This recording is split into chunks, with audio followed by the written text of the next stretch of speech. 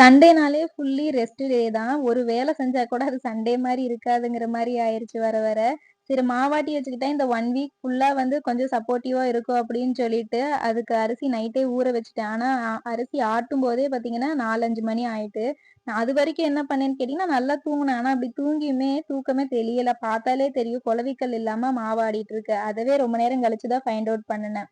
அதுக்கு இடையில கொஞ்சம் சுண்டல் ஊற வச்சிருந்தேன். காலையில சரி அது எப்பயாவது பசிச்சது அப்டின்னா வேக வச்சு சாப்பிட்டுக்கலாம் அப்படின்னு. கரெக்ட்டா பசியும் எடுக்கல.